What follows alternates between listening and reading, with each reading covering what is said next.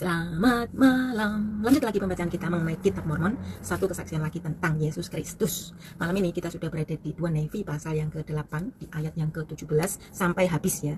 Jadi besok kita mulai pasal yang ke-9. Oke, bangunlah, bangunlah, berdirilah hai Yerusalem yang telah meminum pada tangan Tuhan cawan dari kegeramannya. Engkau telah meminum endapan dari cawan kegemetaran yang terperas. Dan tak seorang pun membimbingnya dari antara semua putra yang telah dia lahirkan. Tidak juga yang membawanya dengan menggandeng dari semua putra yang telah dia besarkan. Kedua putra ini telah datang kepadamu, yang akan merasa kasihan kepadamu, kemusnahan dan kehancuranmu, dan bencana kelaparan dan pedang, dan melalui siapakah aku akan hibur engkau. Para putramu telah jatuh pingsan, kecuali yang dua orang ini, mereka berbaring di ujung semua jalan, bagaikan seekor sapi jantan liar di dalam sebuah jaring. Mereka penuh dengan kegeraman Tuhan, hardikan Allahmu. Oleh karena itu, dengarlah sekarang ini, engkau yang sengsara dan mabuk dan bukan oleh air anggur. Demikianlah firman Tuhanmu, Tuhan dan Allahmu membela perkara umatnya.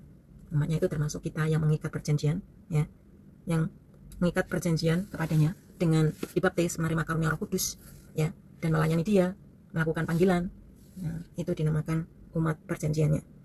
Lihatlah, aku telah mengeluarkan dari tanganmu cawan kegemetaran, endapan dari cawan kegeramanku, engkau tidak akan lagi meminumnya. Jadi mereka akan dilepaskan dari belenggu atau hal-hal yang mengikat.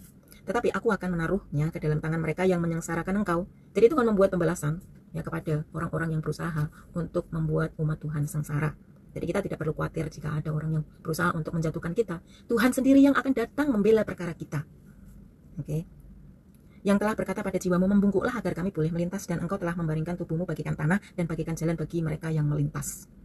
Bangunlah, bangunlah, kenakanlah kekuatanmu hai Sion, kenakanlah pakaian indahmu hai Yerusalem, kota yang kudus, karena mulai sekarang tidak akan ada lagi yang datang kepadamu yang tak bersunat atau yang tidak bersih. Artinya mereka yang mau bergabung di dalam umat perjanjian Allah ini, mereka akan juga melakukan hal yang sama. Jadi mereka akan sama-sama menjadi umat yang ditebus, umat yang sudah ditebus dosa-dosanya dan melakukan hukum-hukum Injil. Ya, ini dikatakan bahwa tidak akan ada lagi yang datang kepadamu yang tak bersunat atau yang tidak bersih. Artinya kalau mereka melakukan pembaptisan, menerima karunia Roh Kudus, ya hatinya dosa-dosanya diampuni. Jadi mereka seperti istilahnya seperti bersunat, hatinya bersih karena menerima pengampunan, karena mereka menerima tata cara Injil Yesus Kristus dan melakukan mematuhi perjanjian-perjanjian yang mereka buat dan berusaha untuk membawa Roh Kudus atau mendengarkan Roh Kudus kemana Roh Kudus akan memimpin mereka.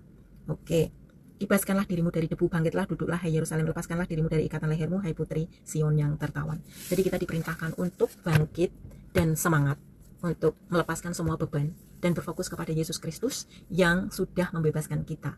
Ya, kita harus menggunakan kesempatan kita ya sebagai umat Tuhan yang sudah ditebus itu untuk hal-hal kebenaran.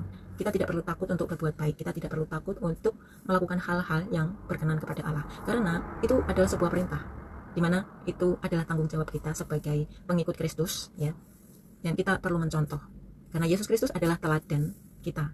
Dia telah melakukan banyak teladan dalam hal perbuatan baik, dan kita setelah kita membuat perjanjian untuk mengikut Dia, kita pun memiliki tanggung jawab untuk melakukan hal yang sama yang seperti yang Dia lakukan.